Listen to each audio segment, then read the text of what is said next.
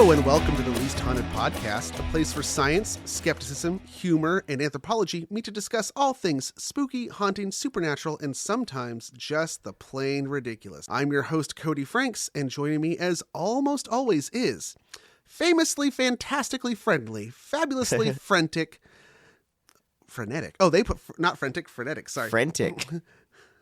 Yeah. I'm also frantic, whatever that means. Famously, there was a band called Frente in the 90s. I think that's what confused me. Okay. Let me take that.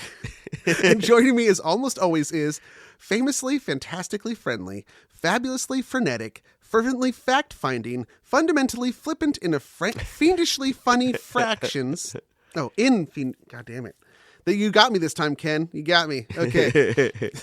Keep it in. And joining me, no edits on this episode. And joining me, as almost always is, famously, fantastically friendly, fabulously frenetic, fervently fact-finding, fundamentally flippant, and fiendishly funny fractions, flagrantly flinging off fractious fallacies for friendlier functionality. Garth. Hi, everybody. I apologize, as all podcasters must do if their voice is anything but 100%. I'm just getting over being sick, so I'm going to let Cody do most of the talking, and I'll be speaking slightly more slowly. I am feeling well. I just have a terrible cough and my throat is sore. Yeah. Welcome to our 101st episode. 101. So we're recording this very late, as we sometimes do, because I've been so sick. So it is Wednesday right now, and we will be releasing Friday. In theory. This is going to be. I think we're going to do as few edits as possible. So let's just do a perfect episode, and then we'll not need to make any edits. Agreed. We'll just do it perfect the first time. Perfect. Okay.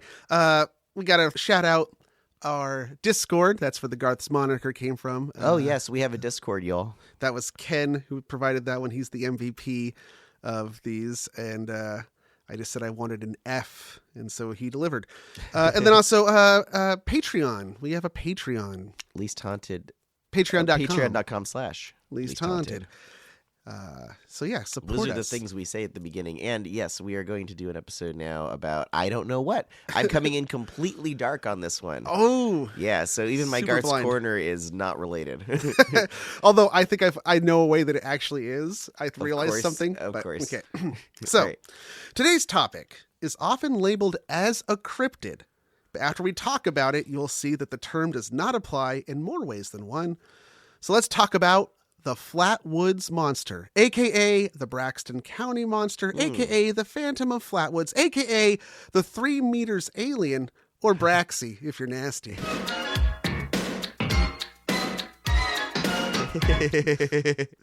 I've never heard of this. Well, that answers I was going to say, Garth, you know the drill, but you've never heard of this. Yeah, all I know about it is you said we're going to do this, and I was like, all right, I'm not going to look into it at all. So, this is totally, I'm going in cold like most of you all out there. Okay.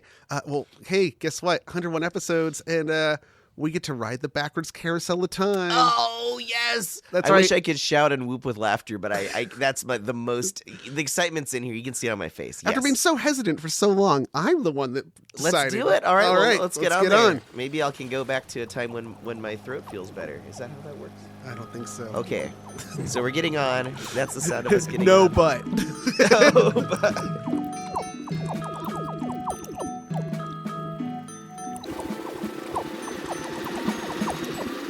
Whoa! Oh, Cody, where are we?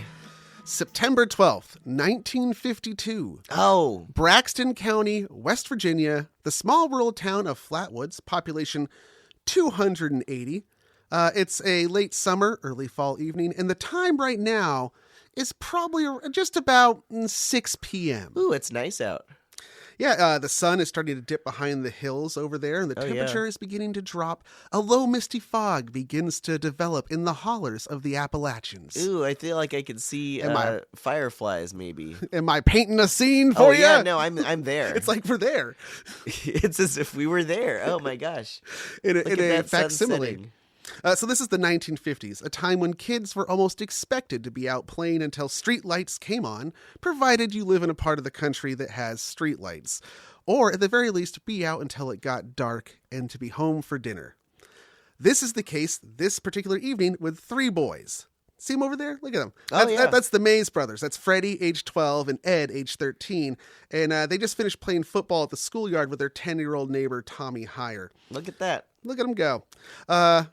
Just two adult men creepily watching three young boys from the bushes. Put down those binoculars, Cody. You're gonna look at Now, it's getting dark, so they're about to head home, and they see something interesting.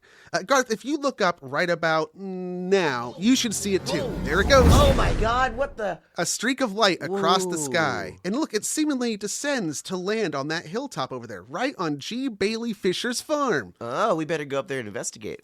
The May boys and their friend Tommy are stunned. They just saw a flying saucer landing. So they run home to Ed and Freddie's mom, Kathleen, and tell her about what they just saw. They also alert two of their neighbor friends, Neil Nunley and Ronnie Shaver, as well as another neighbor, Gene Lemon. Gene is 17, and he's a member of the National Guard. Oh, okay. This couldn't get more 50s. Yeah, get a hold of the National Guard. The guy Guard. in that little, that dome, think like Iron Giant army outfit. That is exactly what's happening. Every 50s sci-fi movie where the army goes up against the aliens, it's those guys. Also, there's a dog. So that when they go to the farm to see this landed saucer, I almost said it was crashed, but we don't know if it crashed. It landed. Yeah. The party is 6 boys aged 10 to 17, a mom, and a dog. Gene leads the way, seeing as he's the army guy. They make their way to the nearby hill to investigate. Now, by now, it's a little after 7 o'clock. Okay. And that foggy mist that was rising earlier has now become a much more dense fog. It also seems to carry a foul odor with it. Ooh. According to Neil Nunley, one of the boys that's there, they see a pale red flashing light at the top of the hill through the trees. The time is now 7:15. Oh, okay. Gene Lemon aims his flashlight in the direction of the red light, and that's when they see it. A 10-foot tall humanoid shape with a round, bright red face. And in that face are yellow, green, orange glowing eyes. Ooh. Its face is silhouetted by an ace of spades shaped hood or shield or something behind its head. Okay. Yeah, right. Wait, you can see it. I'm telling you, I can see it right now. can. I'm just trying to figure out what I'm looking at. And is it the shape of an ace, like kings, queens, clubs, ace? Like an ace. But also spades. Oh, sorry. Just a spade. It's a spade. Like it would be I on can the ace of see spades. it, Cody. I can see it. It's a spade. Sorry. Look at that. It's not, a spade. I misspoke. You thought it was like the ace of spades. That's what I was thinking of the song. No. Oh my gosh, look at that alien with that spade behind It has its head. It has Lemmy behind its head. It's got 2 small clawed hands that jut out in front of it, and its body is a dark green color. And according to Kathleen May, it seemed to have folds of fabric beneath it, almost like it had some kind of skirt or dress. And the whole thing seems to be glowing with an eerie, low incandescence. Okay. By their own admission, though, it's hard to see exactly what it was due to how heavy that misty fog is. And also, it's a flashlight. It's only so bright. Yeah. The whole group says that at this point, they are overcome by a nauseating smell that makes them feel sick. Then the creature lets out a hissing shriek before seemingly to bound towards Gene's flashlight beam and face. Oh my gosh. Gene falls backwards screaming, and then everyone screams and scrambles. Super runaway. They all take off down the mountain, the dogs barking behind them, and they run. They head to town and go directly to jail. They go to the sheriff. Do not collect $2,000. They go to the sheriff. Okay. Now, according to the police report, as well as the local paper, the whole group remained nauseous and foggy-headed for hours afterwards. Gene was allegedly so frightened, this is the National Guardsman, was so frightened that he throws up. One of the younger children, what the hell is that? What are those? The children.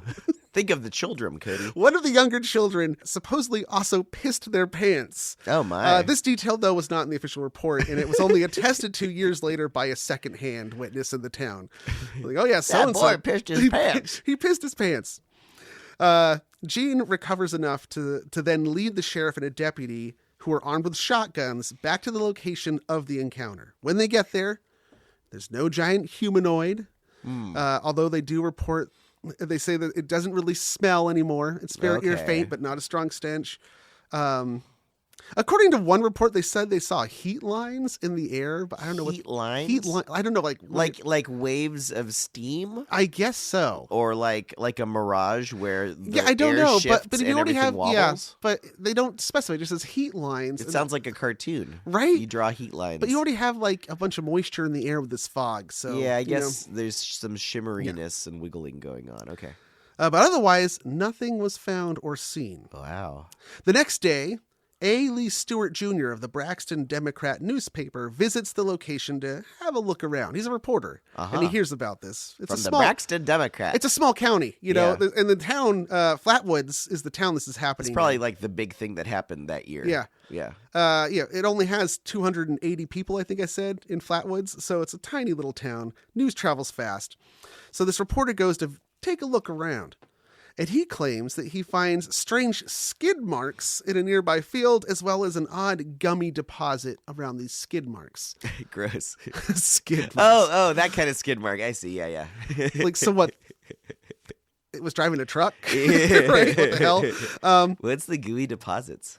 We'll get to that eventually. Okay. However, these skid marks and gummy deposit would be the only physical evidence of what would come to be known as the Flatwoods Monster. Only physical evidence to ever exist. See, here I thought the monster was flat, but it's the woods that are flat. It's the name of the town. Okay. Flatwoods, West Virginia. Got it. In Braxton County. Okay. And in fact, the creature was likewise never seen again. That was it. Here I'm going to read to you the brief original newspaper story from the Charleston Daily Mail that ran 2 days later. Charleston is the capital of West Virginia. Not to be confused with Charleston, South Carolina. That's actually what I was confusing it with. Something that actually happened to me when I went to West Virginia and they sent all of my luggage to South Carolina. Oh, no. God damn it.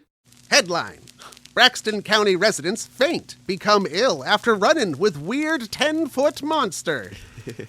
7 Braxton County residents Saturday reported seeing a 10-foot Frankenstein-like monster in the hills above Flatwood.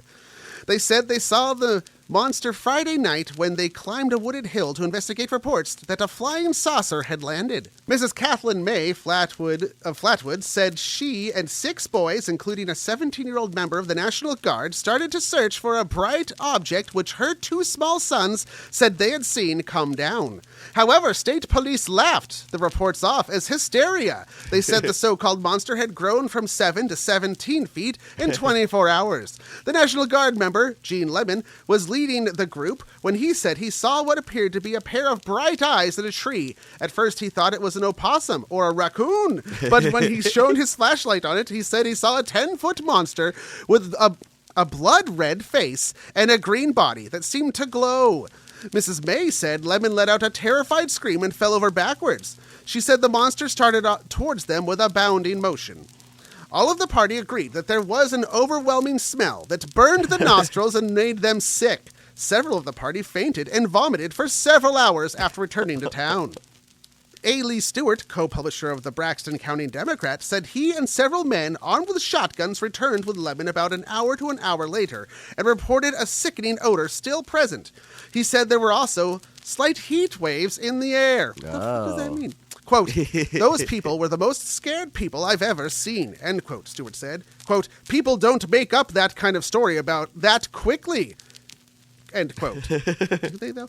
Both Mrs. May and Lemon described the thing as having the shape of a man, blood-red face, bright green body, protruding eyes, and hand extended forward and appeared to give off an eerie light. They said it had a black shield affair in the shape of an ace of spades behind it.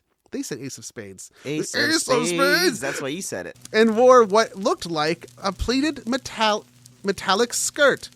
Quote, he looked worse than Frankenstein, Mrs. May said. And that's the end of this article. However, that's a good ending to the article. Of all the things he looked worse than Frankenstein. He was worse. Ma'am, that's Frankenstein's monster. Not Frankenstein. He's the... Anyway. He was horrible. How horrible? Well, I don't know. more horrible than Frankenstein. He was worse than Frankenstein. That's how that went. Yeah, right. So the story of the Flatwoods Monster would get quickly picked up by national news services, and according to the National Press Services, it was the number 11 news story for the entire year. Wow. And this was in a year where the Korean War was happening. Joseph McCarthy was still around doing his hearings. The number 11 national news. Yes. Wow. The Rosenbergs were awaiting execution, and it was the Cold War. There was a lot of shit going down. Sure. Yet, but for a brief moment in September of that year, the country focused on 7 hillbillies and a dog seeing a monster. Amazing. Now, I use the term hillbilly endearingly. I don't want people to think I'm being, dismissive. If you aren't familiar or aren't a patron and missed a recent Polterbites, Cody himself is, in fact. I have an emotional. I have a strong emotional connection to West Virginia, especially those little rural Appalachian towns. Sure. If anyone from West Virginia is listening, remember Blair Mountain, onward to Mungo, and my neck is red. That's code. They get it. They know. They would know. Also, I play Appalachian dulcimer and the fucking banjo, and I live in a modified trailer on the side of a hill. These are your credentials for using the word hillbilly. Yeah, I'm a West Coast hillbilly, so I'm not being dismissive when I call them hillbillies. But yeah, 7 hillbillies and a dog. Anyway, since that time, the Flatwoods Monster has been the subject of much debate, and although it's often called a cryptid, like they listed it as like one of the cryptids of West Virginia, right next to Mothman. It's most definitely an alien, right? Like, I guess, yeah, because if it were real at all, right? So it wouldn't fall as we went into the whole cryptid thing a couple episodes ago. It would have to be from Earth as an unusual animal and an alien, an undiscovered biological animal. Yeah. And because this whole story is framed around the instigating event is seeing a flying saucer landing. Yes, It's an alien, not a cryptid. I'm thinking 1952. It's always interesting hearing descriptions of aliens over the decades because lots of sci-fi movies about aliens came out in the 50s, but 52 is kind of earlier on in that, so there'd be less knowledge to draw from. Like, I don't know if War of the Worlds had happened yet, the movie, I mean. I think the radio play had, of course. Yeah, I think the movie adaptation's 53. Right, so maybe The Day the Earth Stood Still. I don't know. A lot of those came out in the 50s, but that's what's interesting about hearing this description. It might have predated most of what is commonly known to be what an alien looks like, but right? And this actually starts off with, like, the classic trope of an alien saucer lands on a rural farm. I was thinking of Back to the Future, when Marty comes out of the DeLorean and they think he's an alien. Or like, even Men in Black. Sure. That's right. The only thing that pulls its weight around here is my goddamn truck, Cody. So what really happened on September 12th, 1952? Was there an alien? Did these people even see anything at all?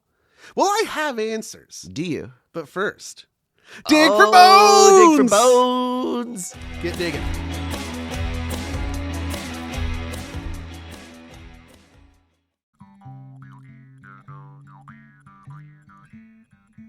Do you like beer? Of course you do.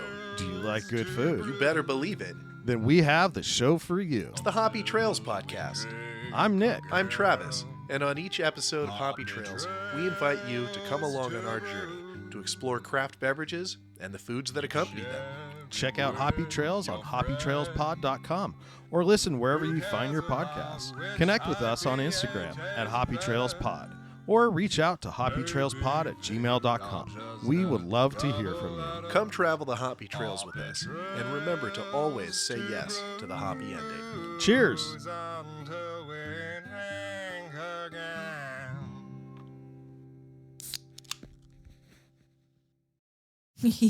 What was that laugh? I asked myself. I'm trying to recreate that as much as possible. I don't think I've ever laughed like that in my life. That was new. What is that? This is my new laugh for 2024. New Year, new laugh. We have a spanking new podcast for your ear holes called Doom Generation. Available on Spotify and Apple Podcasts. Later, Doomers.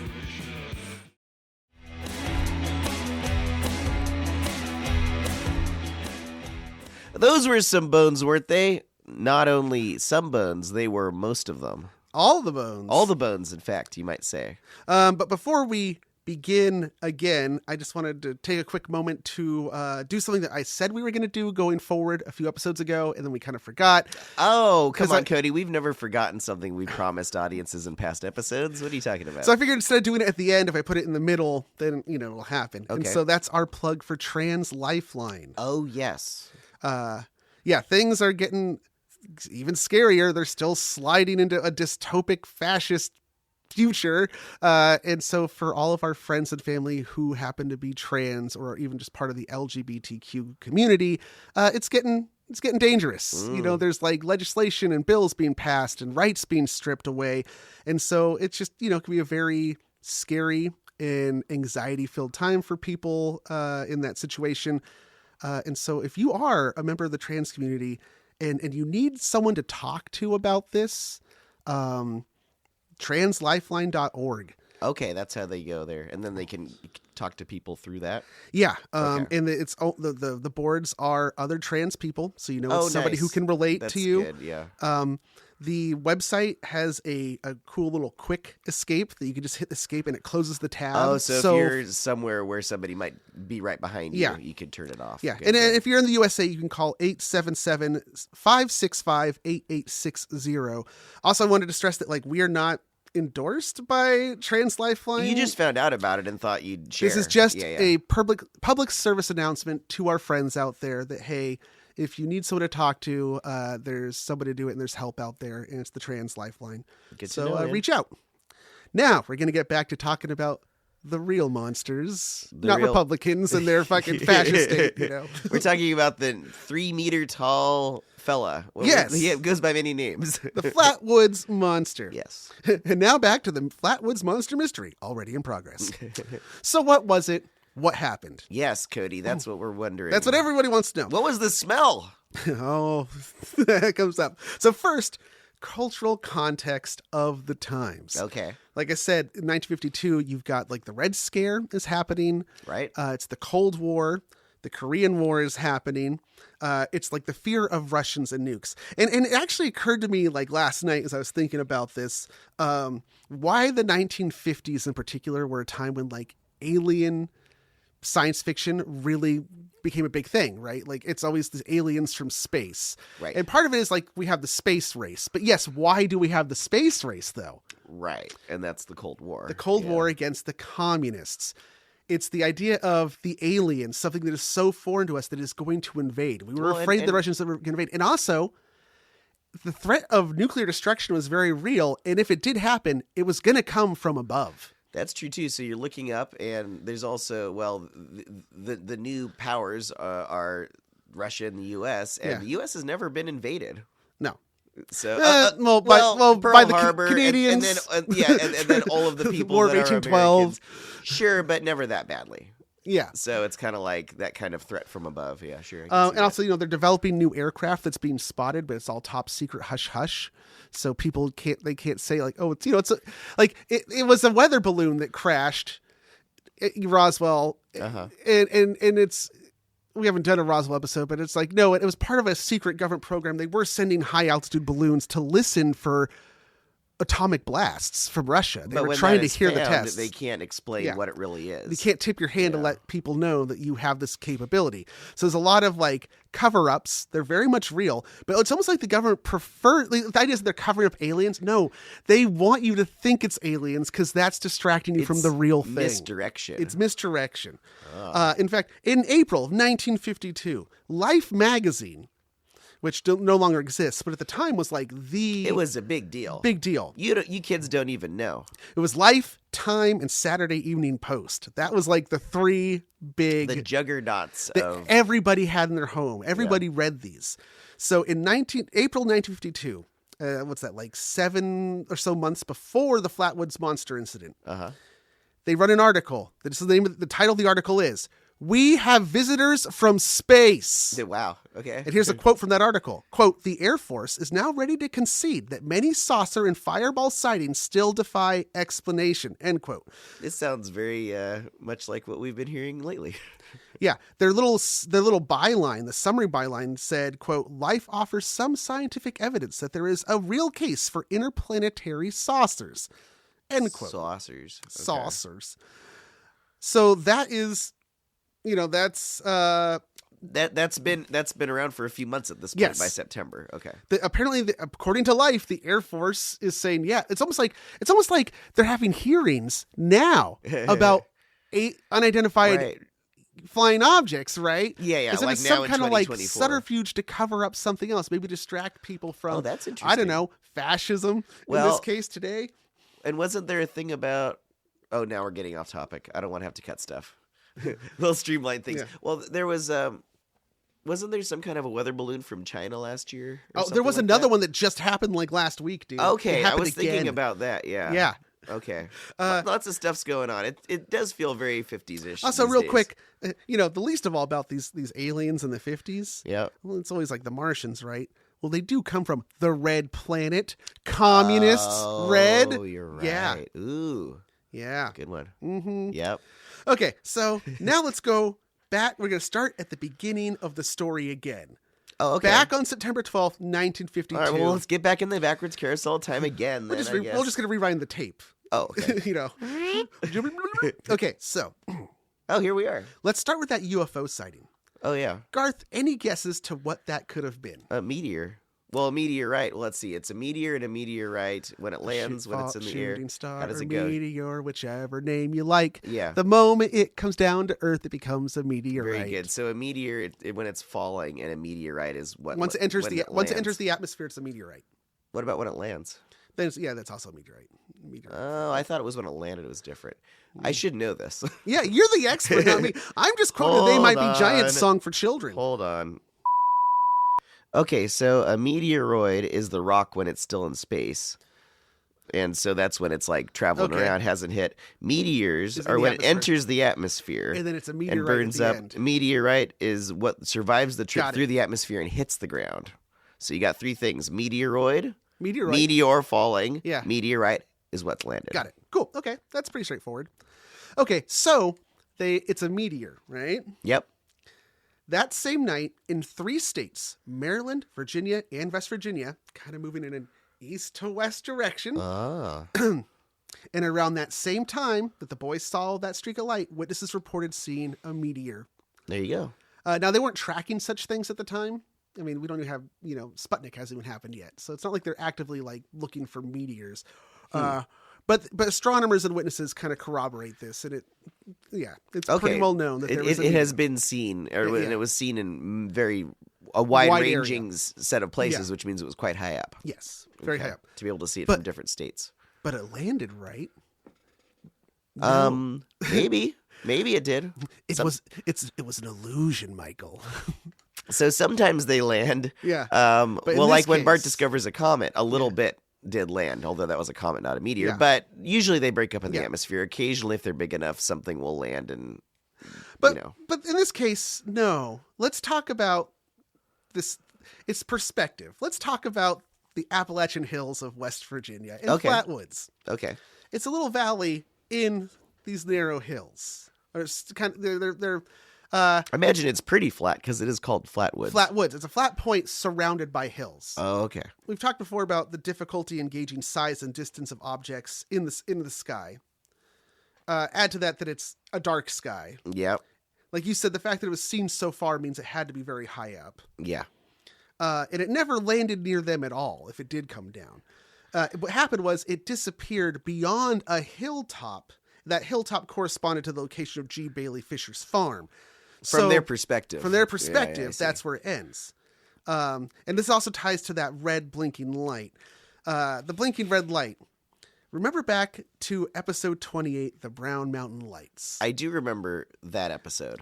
Yeah, so what happened with the Brown Mountain Lights is very much what's going on here that explains both the meteor appearing to land and this red blinking light. Because as it turns out, from the location of where they saw the monster on top of that hill, you could view 3 other hilltops that had red aircraft beacons on them to keep aircraft from hitting them. Oh, like what you see nowadays Yes. on towers at the top of Yeah. mountains. There will be a red Okay. blinking light. Yeah, yeah. So as they're climbing up this mountain, they're actually seeing beyond the top of the hill to a neighboring hill that has this red light on it. Right? I see. Also, it's obscured by fog. There's a foggy mist in the air, too. So it's probably diffusing the light and making it less clear exactly where it's coming from. And what they're seeing. It's now kind of a vague glow that's blinking. But it's actually a red beacon on another hill. All right, so what about that smelly mist? That's my big question. As stated, there was seasonal mist that develops in those conditions. All we've heard about it is that it made people throw up, but we haven't really heard a good description of what it smelled like. Okay, let's think of the smell. You haven't thought of the smell! That I did. And I'll get to that because that's a big payoff. Is the smell is kind of like the smell is like the final key piece, to this whole thing. But first, let's address the monster. Okay. We'll get to the smell after. Okay, so let's go over the description of the monster again, shall we? Orange and green glowing eyes. Got that. Dark green skin. 8 or 9 feet tall. 10 feet tall. 10 feet tall. He's wearing a dress of a shimmery metal dress, and he's got claw-like hands pointing kind of forward. Yeah. And he's got an ace of spades behind his head. Yeah. That's all I remember. And a round blood red face. Oh, right. So using those clues, have you figured out what it is? No, not at all. Okay. A Halloween pumpkin stuck on top of a swamp man costume? I have no idea. A scarecrow? A flaming scarecrow. I'm going to play you a little audio clip here of what the Flatwoods Monster probably sounded like. Oh, okay.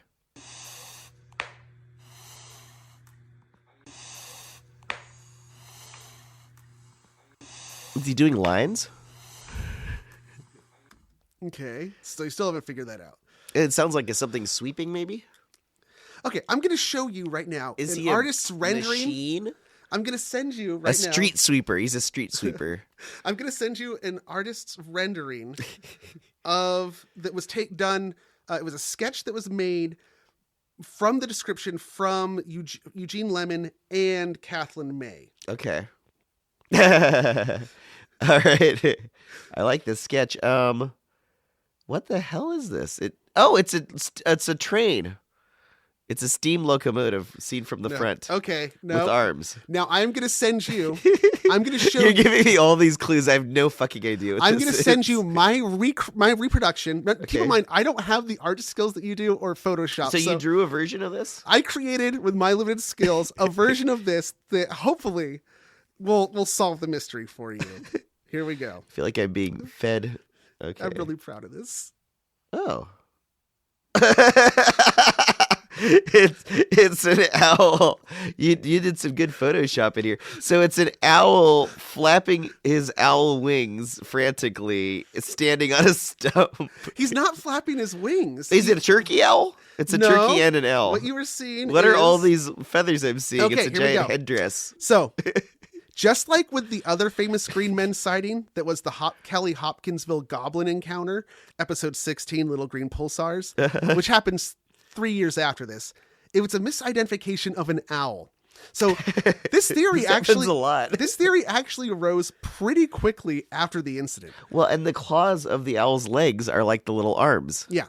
All the pieces are there, Cody. Okay, so in the year 2000, Joe Nickel from the Committee for Skeptical Inquiry did his own investigation, and he concluded that it was a barred owl. And it adds up. The glowing eyes, owl eyes reflect light. Usually, it's kind of like it fluctuates between like an orange, yellow, and like cat eyes, they have that bounce off reflectivity. We actually talked about it in another episode. But I do disagree slightly. This is not a barred owl. Rather, it's a great horned owl. Oh, okay. I make this claim for a few reasons. First, the face color. It's a blood red face. Oh, right. How does that work? Now, there is a lot of variation in the face colors of a horned owl. Garth? Yes? I'm going to send you a very common one and a better image of what the owl is doing. All right, so we've got an owl here. Yeah, there's a lot of red on either side of the eyes, orange really. Mm-hmm. But the owl must be doing a poofy up mating thing. Yeah, so it's like it's doing the thing that birds do, where they fluff themselves up. So what you're seeing it do, combined with that sound clip I played you, is also a horned owl. This is its defensive behavior. It's called a defensive stance, where it folds its wings back in such a way to look big. to look big, and it hisses. Now, if you listeners, you'll be able to we'll make it so you can see this picture on our Tumblr or something like this, including my recreation. But you can also just look up horned owl defensive posture, and it does look like a spade. It looks like a spade, especially if you were at a lower angle looking up at it. Sure. That's really interesting. Now, do you think it's a great horned owl because the other owl that they think it is doesn't do that posture? Owls do that posture or variations of it. I'm basing it on a few things. One is the color of the face. Barred owl has a white face. Oh, I see. At least in the case of the horned owl, we do have the red is there, and it's explained. They're a little bit bigger. Okay. The encounter supposedly concluded when the creature bounded or flew towards Gene Lemon with its claws outstretched. Right.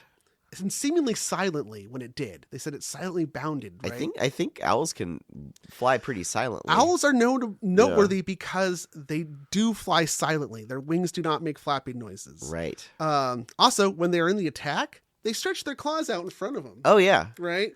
Now, I know what you're thinking. Do great horned owls attack people? And the answer is yes.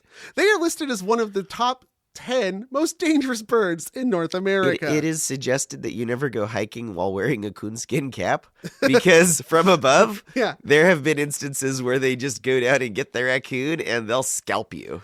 There are a number of news reports you can find right now just by searching of vicious owl attacks. Not just the great horned owl, but other owls in general, including that barred owl. This includes a case where a man was in prison for murdering his wife, and he appealed his sentence. I didn't see how it played out, but he made an appeal on the possibility that his wife was actually attacked by an owl. Wow. The idea is that, like, so because really they said she had up. defensive scratch marks, she had scratch marks to her face, she had puncture wounds to her head, and then it appeared that she had, like, fallen downstairs was the final thing. And he's like, she was attacked by an owl and disoriented, tried to escape, ran in the house and is covered in blood, and then she fell in a panic state down the stairs and died. So yeah, an owl. Also, the horned owl, the great horned owl, are extremely territorial when it comes to either their nesting area or their hunting territory. So this owl was on a tall green stump that was probably also a nest. Yes. Although actually the nest might not be the case because this happens in September. Great horned owl young are fully fledged, or should be fully fledged, by late June, early July. Okay, so it probably was more of a territory thing then. More of a territorial thing, yeah.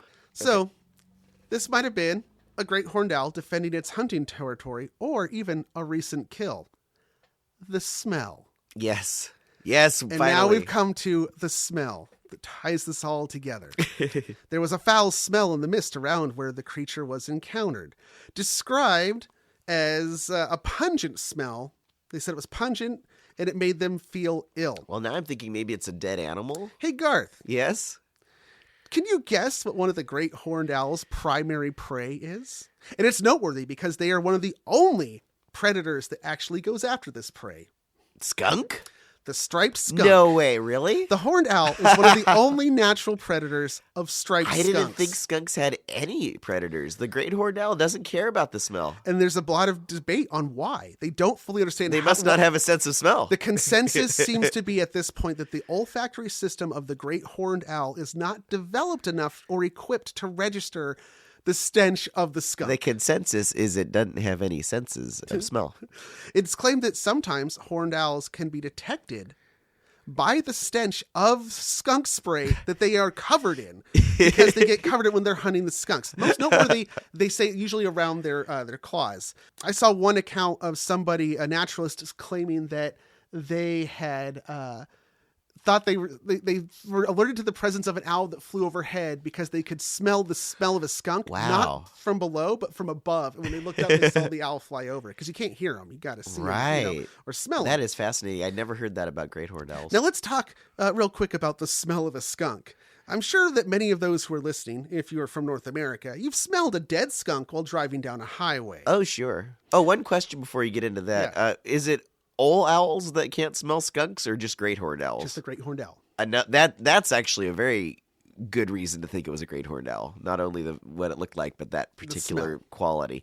Okay, yes, I have smelled it. I have smelled skunks from many directions, not only roadkill. Right, yeah, I was going to say, when it's on the road, it usually smells like marijuana. Yeah, a little bit.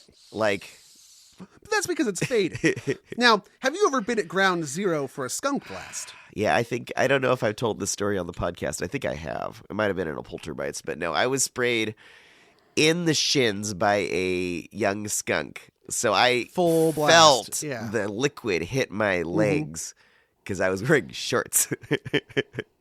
Yes, I've been at the zeroest of grounds. Yeah, I've been a few times.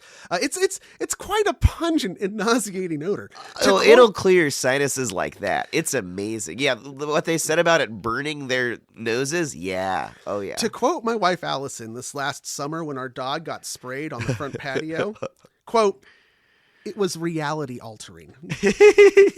It really just, it was like hitting a physical wall. Yeah, no, it affects more than your nose. It'll go right into your perception of reality. Smells do seem to carry or become stronger when aerosoled in a mist or a fog. Absolutely, yeah, because it gets everything wet again, Have and you it's ever like an driven oil. through Gilroy at 5 a.m. when there's that valley fog on the floor? In the garlic capital of in the the world. garlic funk. Yeah, You can visually see it and feel it. Yeah.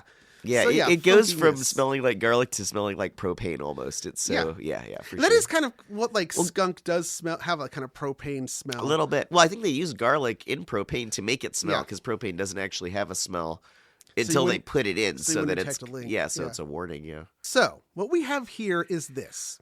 Young children see a meteor, and one that's seen across 3 states and well documented. However, it seemingly lands on a nearby hilltop, when in actuality it just passes beyond their restricted mountainous horizon. Okay. But to them, it's obviously landing. And after all, didn't Life magazine just claim that we were being visited by flying saucers? Everybody knows it. It's just a fact now. Yeah. So they go and get an adult and their brave National Guard friend, the Army, to go see. At this point, they are all convinced that they are going to see an alien craft. Okay. They are primed and ready for this. Okay. It's getting dark, but never fear. They have a flashlight. Uh-huh. Now, out of curiosity, I wanted to know, what would be the average strength of a flashlight that was common in 1952? Probably not that good. We're used to LEDs these days, Exactly. but this would have been old. Yeah, we take old for bulbs. granted how bright LEDs are. So, for example, I have the flashlight that was mentioned in episode the Brown Mountain Lights that's over 7,000 lumens. Yeah, you have your lightsaber. But Right. back then, they had dim lights. In 1952, they were using incandescent tungsten filament bulbs that usually had an extra gas inside the bulb, like argon or something like that, to try and boost that luminosity. But the common bulbs at the time, it would be about, for a flashlight, this is like a 2 D-cell battery flashlight, would have been 15 to 20 lumens. Wow. For comparison, a household 60-watt bulb is 900 lumens. Wow, so this is very dim. Not very bright. Yeah. But it's bright enough that it could light up the misty fog in some kind of ethereal glow. There's backscatter. Remember they said that this creature seemed to glow? Yeah. It's because they're getting backscatter in this misty fog. That's making it seem to glow. So they see this red light at the top of the hill, but it's actually not actually on the top of the hill. It's beyond the hill. Right. And they start to smell a pungent foul odor, which is actually either the smell of a recently killed skunk or is actually just the smell of an owl itself. The creature, as we said, is an owl. It's on a branch about 10 feet up in a defensive posture because here comes somebody with to the owl, that's a bright ass fucking light. This circumstance is so specific. It's Right? amazing. Nature conspires to just make the most crazy situation Its appear eyes to be reflect happening. back an unnatural glowing color. It seems to have a round red face. It has the body or skirt of it is either the leaves or the rest of a tree or a tree trunk. If it's on a branch, you would see its claws, right? So yeah, if they'd seen this just like later in the month, Yeah. it probably wouldn't be green. It'd probably be a red creature because the leaves would start to turn in the fall. That's where the green comes from. Okay. Yeah, it That's hasn't what started to I'm change yet. It's Got only it. September 12th. So then the owl, defending its territory, flies silently with its claws outstretched at the At intruders, them. who then run away screaming. Yep. Their heightened sense of fear and adrenaline combine to exaggerate the experience and feeds into a shared hysteria as they're making way back to town on foot. They have time to talk about what they just saw, and so the image is already becoming concrete in their minds. And they're corroborating, or It's like a feedback They're loop. combining it with Yeah. each other's. Oh, did you see that? Oh, I saw this. Yeah. Oh, yeah, I did too. And remember, these are young boys aged 10 to 17, and Yeah. a mom and a dog. Uh-huh. According to the sheriff, the kids kept changing how tall the creature was in their retellings. Remember, he said, "Oh yeah, first it was 10, then it was 17 Right. feet tall." And then by the time that they returned to the site, the owl has left the scene. And the smell is gone. Presuming that the owl was the thing that stank, it's gone. Although they said there still was a bit of the smell left over. Okay. Because, yeah, the skunk smell lingers. It spreads on everything. That But what about the fits. skid marks and that gummy residue nearby? Well, the, skid marks could be from tires, like a truck up there. the culprit did come forward pretty quickly. Oh.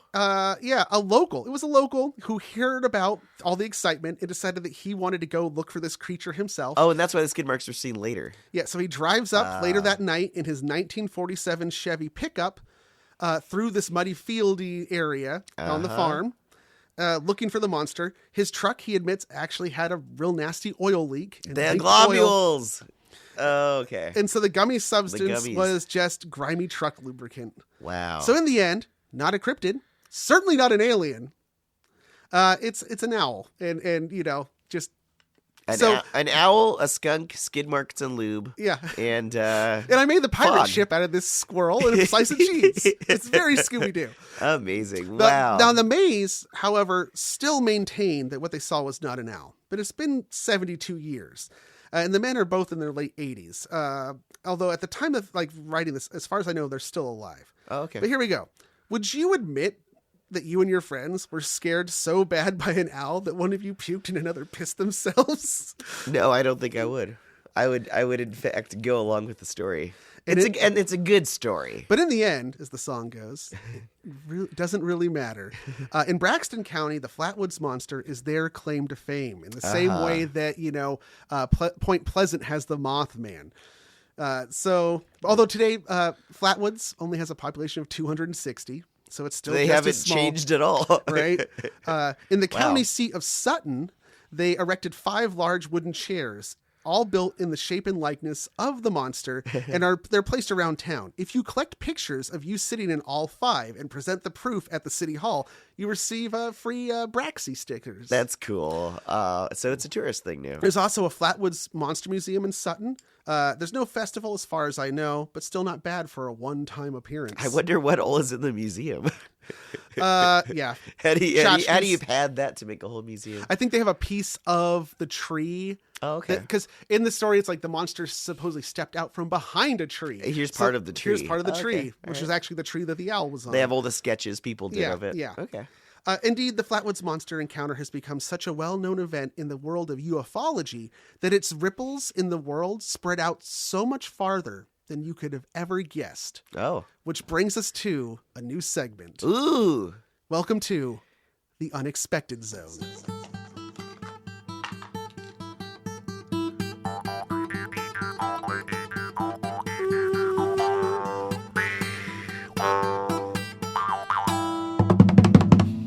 The Unexpected Zone. A new segment of Least Haunted where I tell you about a really unexpected outcome or tangentially related event or effect of the main topic.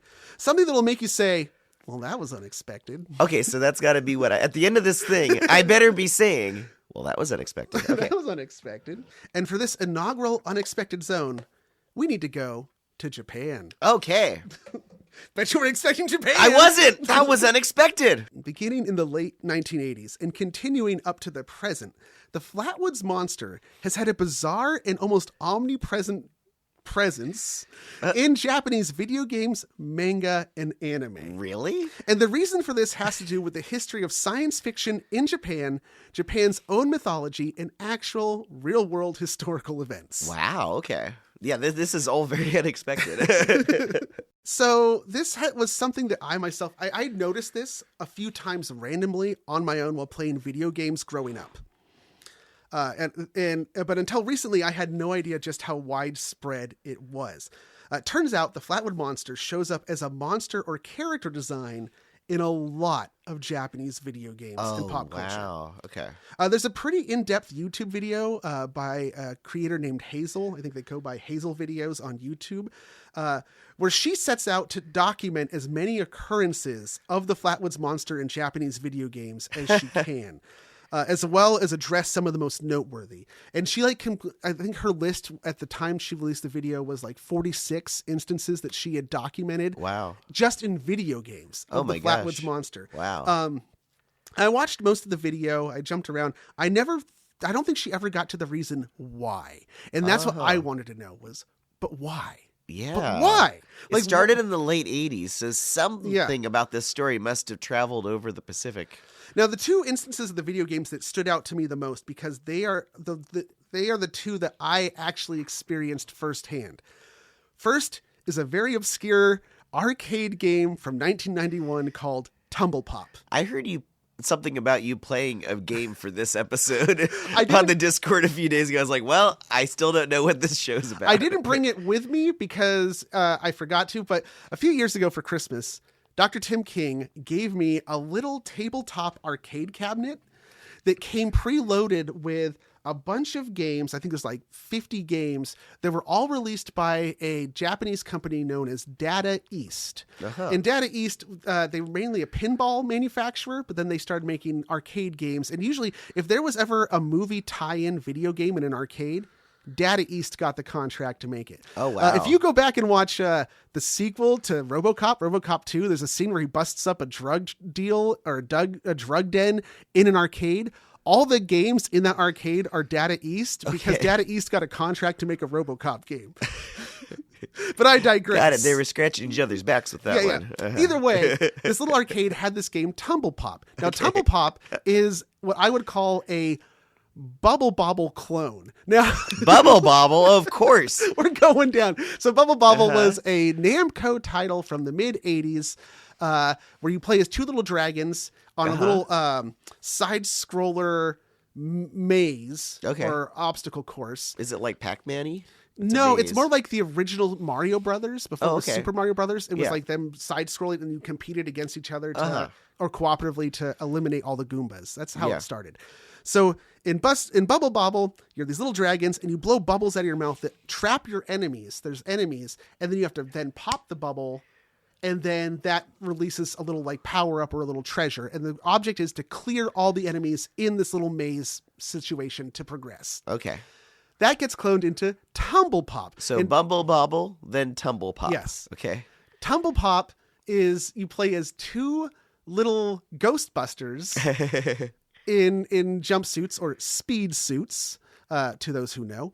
And you have little vacuums on your back and you go around sucking up monsters, ghosts, and aliens. No bubbles now. No bubbles. What happens is you suck them into your vacuum and then you release them from the vacuum and they spin, they tumble, and then they take out the other enemies. Oh, they're very different mechanics from the bubbles then. But it's the same idea of it's like you have these randomly generated number of these little enemies that match the stage you're in on a little side-scroller platformer. Okay. And you have to clear the stage and then you move on to the next one. Okay, I see. And then every 10 stages you have a boss. Okay, so I have played this game through a few times, and most recently was just the other night because I had to get documentation of this for this episode. Okay. For my records, for the records. You were playing the game for work, is what I'm hearing. Yeah, and I stayed up late to do it so that I could get to the second to last final boss. Look at it, Garth. Oh wow. Whoa, that's it. Oh, that's totally it. Everything. The shimmering skirt, the glowing eyes, the ace of spades, the claws out. Yeah. That's totally it. Final boss, the second to last final boss, because the ultimate final boss is the guy in the robot. It looks just like that drawing, actually, that you sent me. Not the one you did, but the one before that was drawn by one of the people. The original sketch, right? Yeah, it looks just like that. That's amazing. And then the second instance that's very noteworthy is if you are a Legend of Zelda fan, the second Legend of Zelda game to come out on the Nintendo 64 was Majora's Mask, who's either That's a very divisive game. Either you love it or you hate it. I'm an Ocarina of Time man myself. But within Majora's Mask, the whole story is set around a time loop, 3-day time loop.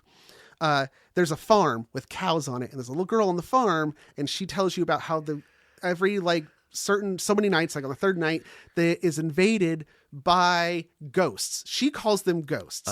But they steal the cows. But when you go to fight them, it turns out they are very much aliens abducting ghosts cows. stealing cows. That's a cover up. Clearly only aliens steal cows. We know that. And can you guess what the alien design is? Yeah, I can. It's the goddamn Flatwoods Monster.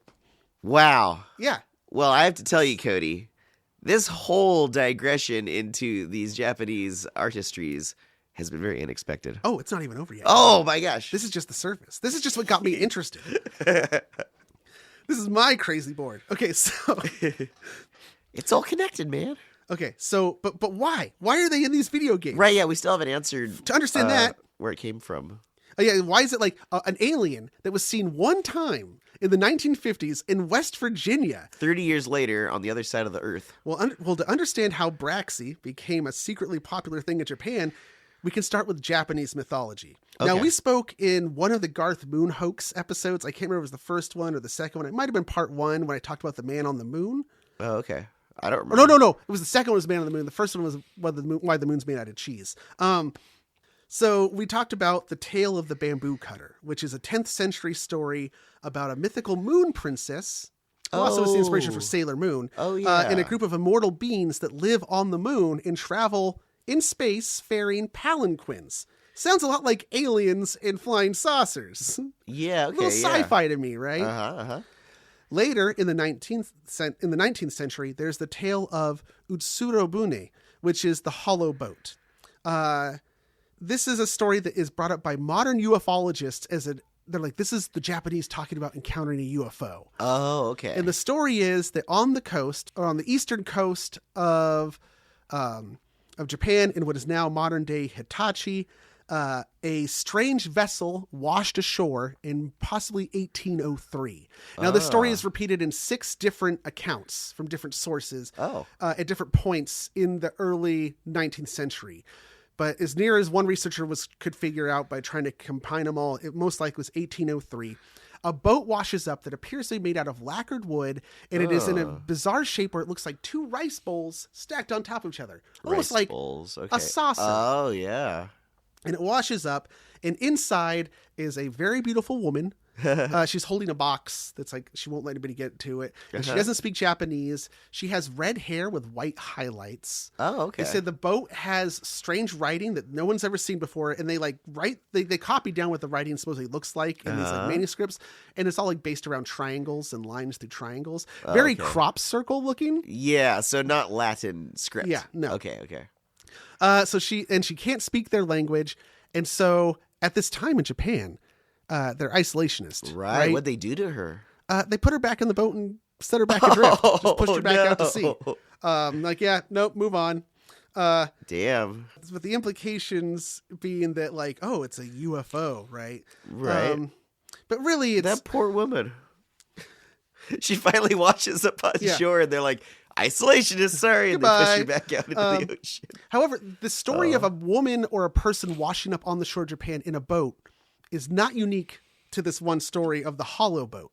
Turns out it's a recurring motif. Oh, okay. Because of the isolationist stance of Japan, anytime anything washed up on shore, which was literally alien, it was coming from another world. Right. It's cut off from them. They would talk about it.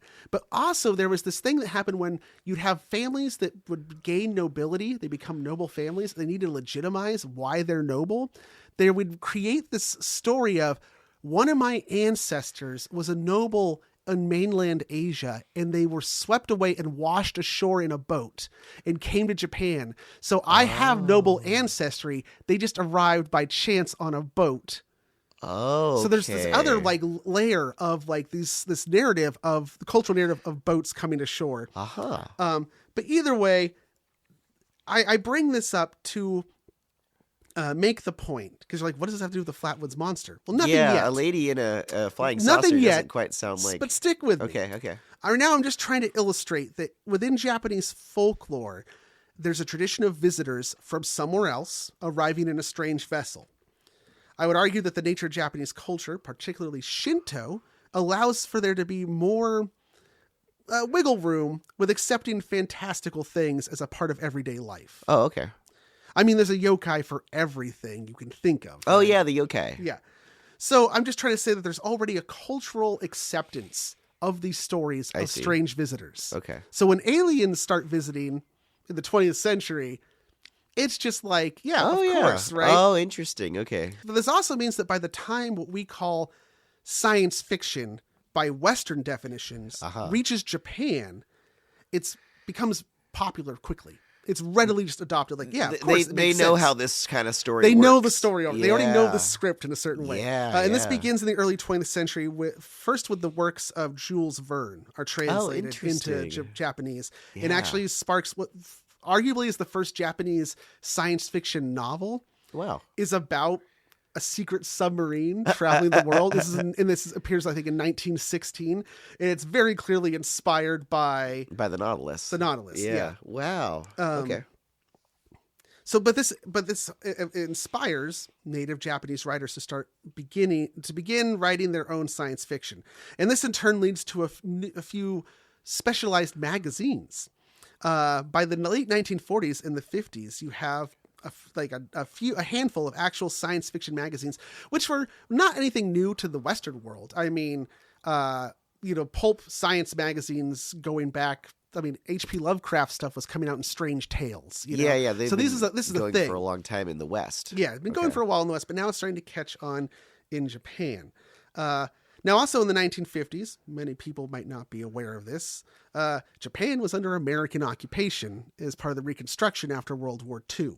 How long did that last? Because I feel like by through the 1960s, through the 60s, and I think into the early 70s. Oh, okay. I mean, we still have bases there. Right. Yeah, that's true. But there was a lot of American influence coming in to Japan. A lot of American science fiction is being imported, and these things need to be translated. Now, this is where we get the missing link between traditional Japanese culture, science fiction, and the Flatwoods Monster. Okay. Mina Miyama Hiroshi, which is a pseudonym for Yu Mori. He's a guy who was born in 1936, and he's still living at the time of this recording. Oh, wow. I'm just going to call him Hiroshi for short. So Hiroshi was studying German literature at Tokyo University in the early 1950s when he's offered a job by a publisher, and his job is selecting and translating foreign sci-fi for a Japanese market. And did he have a copy of Life magazine? Not yet. Actually, Life magazine predated this story, so he okay. So this then leads to a job as editor in chief at SF magazine, sci-fi magazine in Japan. He serves in this role for 6 years. Now, part of his tenure at this magazine is the previous editor had a strict rule about what artwork could accompany these stories. He wanted it to be very realistic. Oh, okay. Very proper. So it doesn't seem like fantasy made up stories, but seems like documented. It helps with suspension of disbelief when you read the stories. But when Hiroshi takes over, he says, no, let's get manga artists. Manga is now a growing market. So now by this point we're into the 1960s. Okay. Right. Gotcha. And manga is Japanese comics. Right. Very popular and growing in popularity. He's like, no, these are artists. It will get the public's interest. The public already wants to see these comic book style things. So let's present these stories in this way, and it'll help our sales.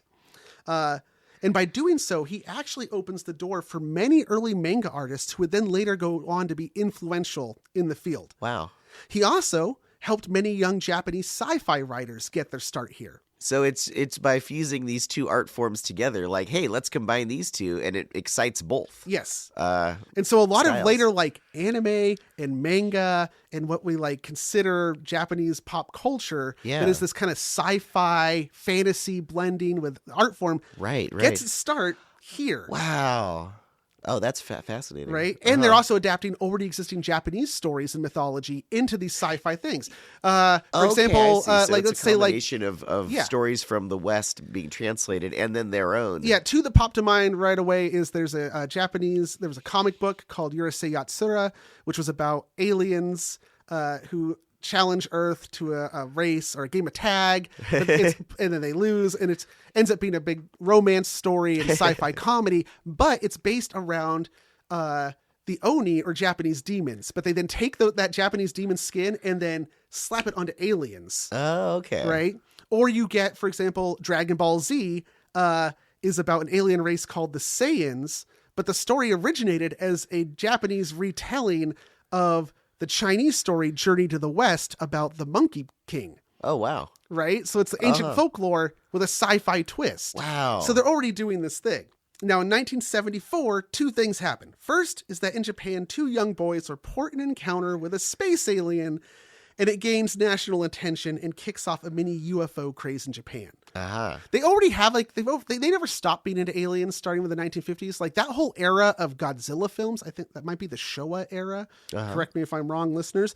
But it's all about aliens. It really is. You think it's Godzilla, giant monster, but he's usually fighting alien monsters. Mothra is an alien. I believe. Not in the original. No? Oh, okay. But Mechagodzilla's an alien. Mechagodzilla's an alien. King Ghidorah, a.k.a. Monster Zero, a.k.a. whatever, every time they reuse the costume. He's an alien. There's usually, there's this, like, alien race that looks very human that's always at play. So it's like, they were already into aliens, and then this thing happens where the UFO encounter, alien encounter, and everybody gets even more into it. But also at that time, Hiroshi, he retires from the magazine and gets back into translation work. He gets into translation, but this time he's really into translating works and stories of the paranormal and UFOs. He publishes these in collections, which become very popular as trade paperbacks in Japan in the late 70s, early 1980s. And at this point, there's a lot of hitherto unknown paranormal events and alien encounters from around the world that weren't known about in Japan that become known to them for the first time in these translated works. Among these is the Flatwoods Monster. Wow. Although in his translation, he doesn't like that name. It's not evocative enough. And also, who the hell in Japan knows or cares where Flatwoods, West Virginia was? So he chose one of the most striking characteristics of the monster to highlight in the new name, the 3 meters alien. Which is what it's known as in Japan. The metric system. Because the metric system, 3 meters, is roughly around 10 feet. Take a look at the big brain on Cody. That's right, the metric system. And in the translation that he published, he includes that first sketch of the creature that I showed you earlier, which is a very striking and iconic image. Apart from changing it's the name. simple, but so striking. It is, yeah. Yeah, the shape is really unique. Yeah. Apart from changing the name of the monster, did he alter it at all to, like, zhuzh it up? Or is it kind of like... So he's publishing this as, like, these are real reports. Yeah, this That's really what happened. I was wondering about. People like, really saw this alien. Okay, so he's doing no this bullshit about an owl. This is an alien. This is like reporting the facts, Yeah. not writing fiction. Yes. I mean, we have our opinions. But because he already has a bunch of people who know him and are fans of him through manga and the SF magazine, his name is well known. Gotcha. So these books by the fans of the magazine and manga, they're like, hey, Hiroshi put out a book about aliens. I want to read this. So that the nerds, Garth, the otaku, they're reading this shit. Okay, so these people then go on into the video game industry. That's it. But it must have struck a chord with them because he's publishing all kinds of stories, and this one really captured their imagination. Maybe it's because the Ace of Spades is kind of squid-like, and Japanese have a thing for squid. Could be that. Maybe. Yeah, I think you're right on about the just shape of it is very unique. Like, you don't forget it easily if you're an artist or a designer. It's like, oh yeah, let's put that monster I saw into this video game. It's such an iconic shape. It is so noteworthy and different. Yeah. That, like, in Japan, it kind of becomes synonymous with aliens as little green men or the alien gray. Oh really? Wow. This is the alien. This is your standard alien. Your standard alien. Looks like this in Japan. Wow. Now, I said it also shows up in manga and anime. And in one case in particular, the Flatwoods Monster isn't just a character, but in true anime fashion, the 3 meters alien is a sexy, attractive girl. Of course. So how do they make her sexy and attractive? I really would like to see an anime version of this alien. Well, okay, But keep making it sexy. Make it sexy, okay? It has to be sexy, otherwise you don't eat. This is actually in one manga and eventual anime adaptation in particular. This is Yu-Gi-Oh! It's a trading card game. It's a battle game where you battle with trading cards, kind of like a Magic the Gathering or Pokemon cards. Real quick, ironically, there is no Pokemon for the Flatwoods or the 3 meters alien, but there is a Pokemon for the Hopkinville Goblin. Yu-Gi-Oh! All right, I'm looking it up. Look up the Yu-Gi-Oh! And then look up 3 meters alien. Oh, okay. So within the story, there is a character who is still an alien. She's an alien, but she's an attractive female who uses a costume that looks like the original description of the Flatwoods Monster as a way to Scooby-Doo style scare people away from her factory where she's up to nefarious things. So the thing is a costume. That's what I was wondering how they were going to make that sexy. And they actually refer to her, like she has a few different names, but one of them is that she's Miss 3 meters. She's also known as Flatwoods. I think her actual true name is a pun that like would work out to being 3 meters. And I can't remember exactly because I only saw a black and white picture of her, but I think her hair is red. Is this her right here? Yes, black hair with red highlights. Yeah. Okay. But yeah, that's Miss 3 Oh, and meters. she's very tall. Yeah, she is 3 meters tall. Yeah, 3 meters alien. There she is. Now, Not in her costume. Now here's where we get back to that story of the bamboo cutter and the Itsurobune hollow boat. Oh, yeah. Because in both of those cases, the alien or visitor from beyond Beautiful is an woman. attractive young woman. So in the case of Miss 3 meters, With it some seems red like hair. both concepts have been kludged together in a way that, although logical, I love how you've adopted that term. it's logical once you deconstruct it in all of its little parts. Yeah, no, it makes sense. But it's still pretty unexpected, wouldn't you say? I would say, you know what? That was unexpected. Thus ends our visit to the unexpected zone.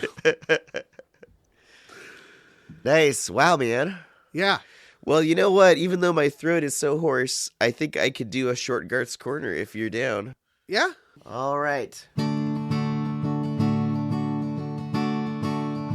This is a live Garth's Corner song because we don't have time to... I'm not going to do another song later on. We're doing it live! We're doing it live! Fuck it, we're doing it live!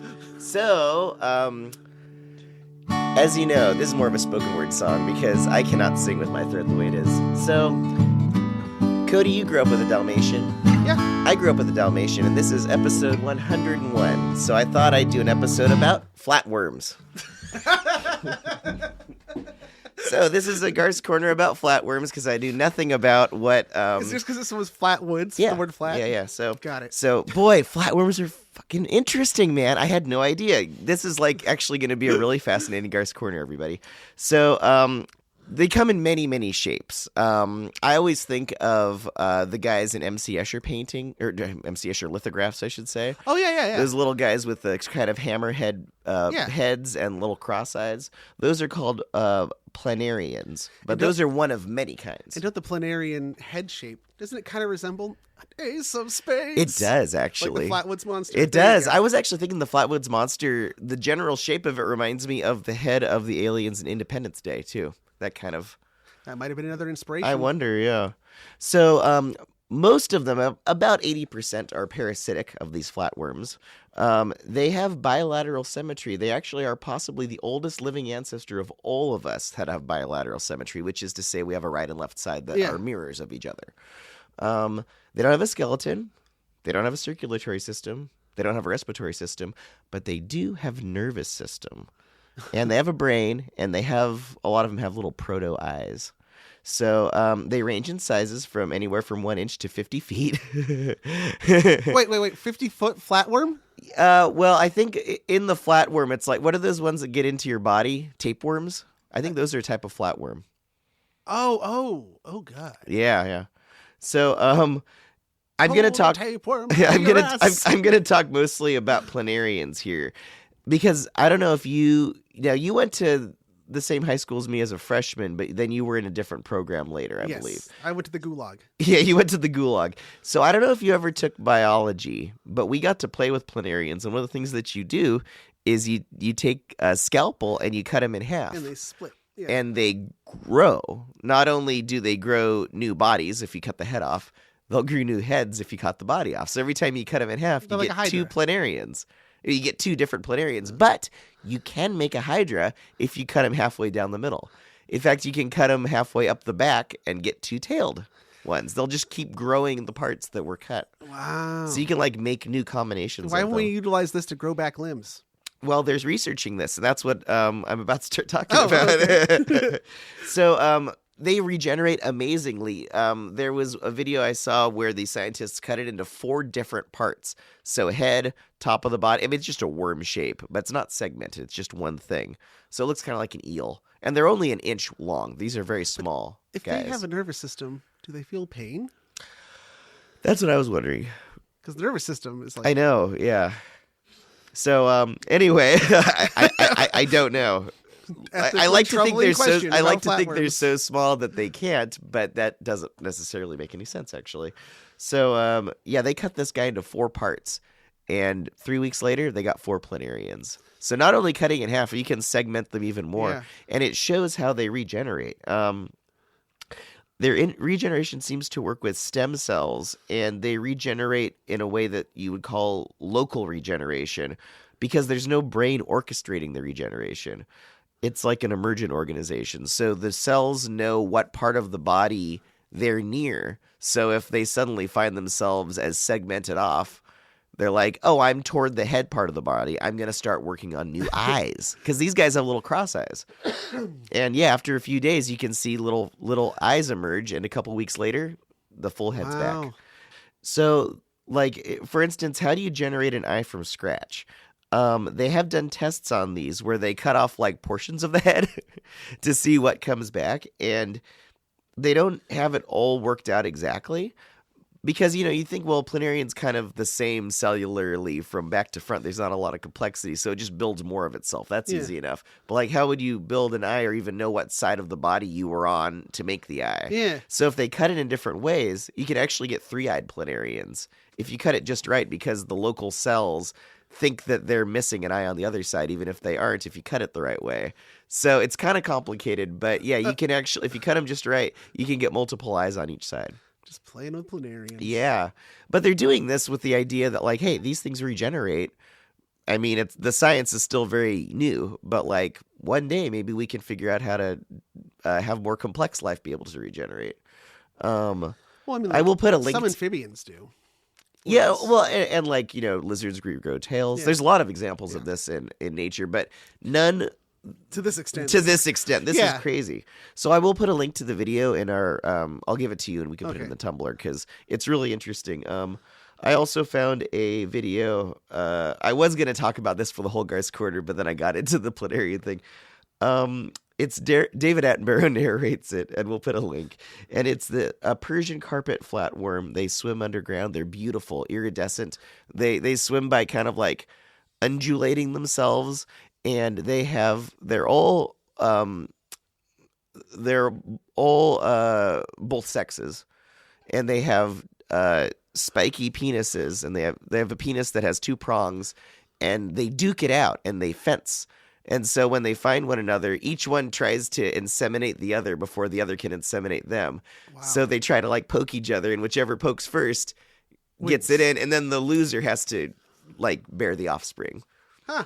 Yeah, so, and David Attenborough narrates the whole thing, and they're beautiful creatures, and it's the weirdest fucking thing you've ever seen. So, yeah, I suggest you check that out, and my throat is done, and so that's been Garth's Corner. All right, well, Thank you. Thank you, flatworms.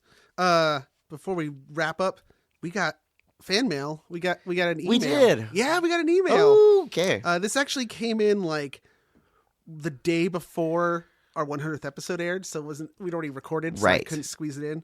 But I'll read it now. Good evening. I have only just discovered your podcast. This surprised me as I consume a frankly shameful amount of media and I didn't realize what I'd been missing. Normally, I start a podcast from the beginning and binge until I'm up to date. However, in scrolling through your episodes, I noted one called Anku very much. I started there. The reason this episode caught my attention is that I was born and raised in a very small village in Cornwall.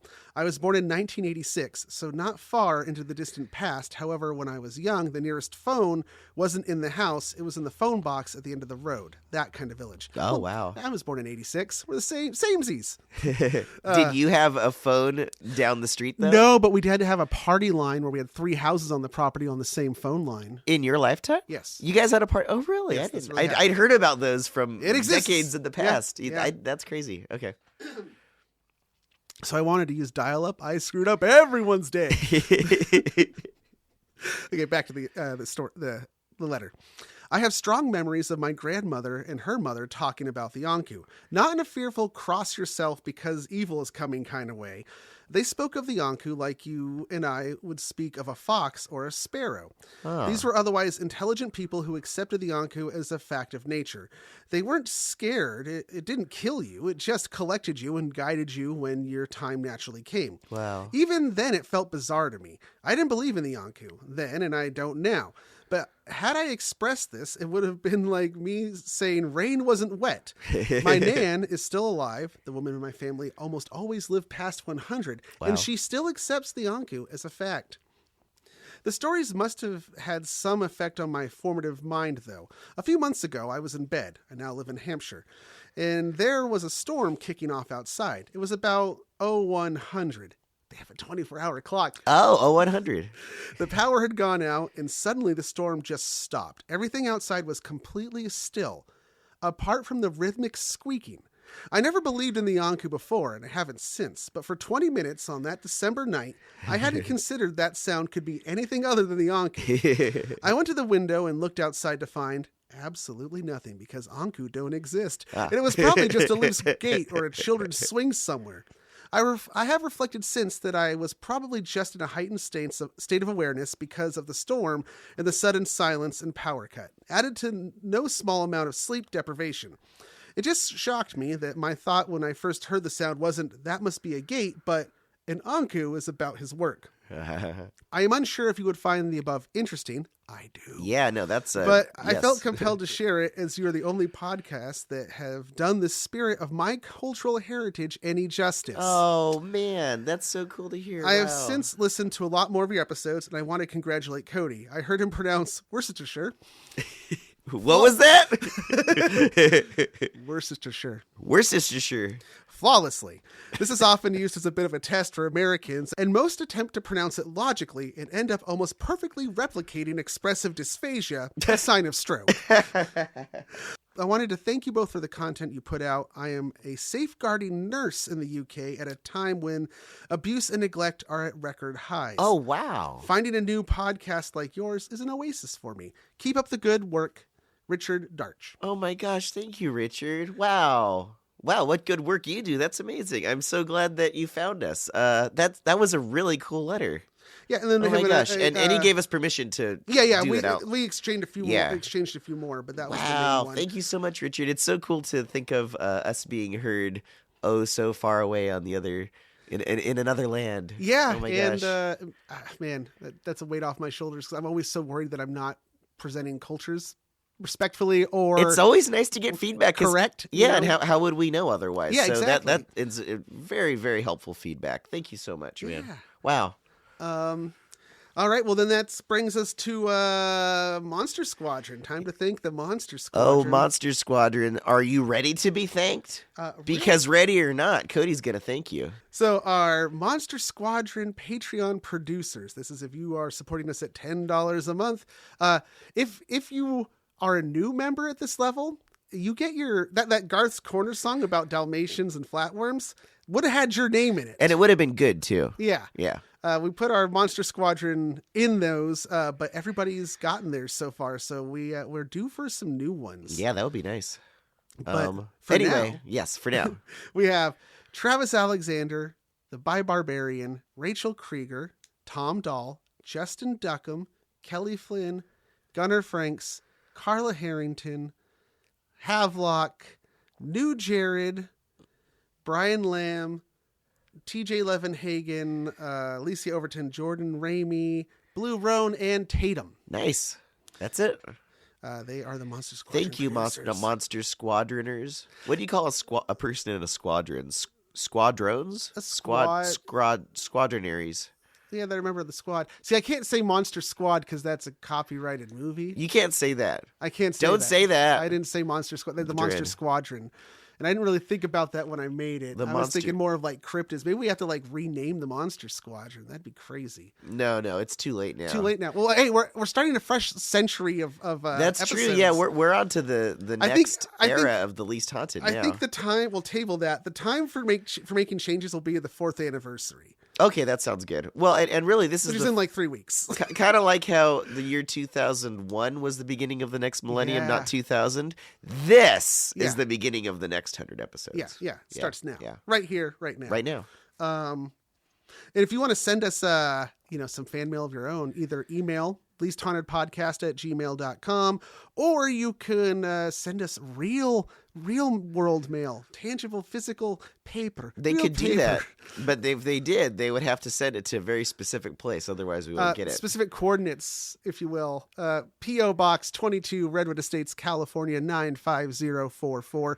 Send us your cursed or haunted objects, your demons yearning to possess free. We have a little collection already, and every once in a great while, we do video episodes, and we'll always be including them in the background. So yeah, there's some stuff that people haven't seen. No, yeah, we've gotten stuff since the last time we did any kind of video content. So yeah. Oh, it'll be there. Is that? Oh. Oh, you see it? We won't say what it is. Right. We can see it from here, at least out of headquarters, but you won't see it. Not till the next one. And speaking of until the next one, until the next time. The only thing, but not any other time. Is that going to be the way we sign off? Until the next time. No. The only, just put the definite article in unnecessarily. Until next time, the only thing that's haunted is the Anku. Ooh. And you. And owls. Always the owls. Owls, yes. The world is laughing at you.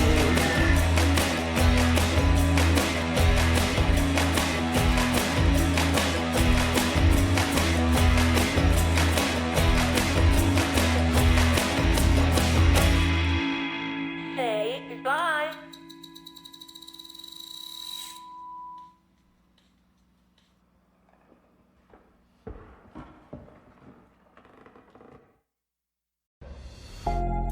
A high-profile 2001 murder case is being revisited in a Netflix docuseries because of an unusual suspect.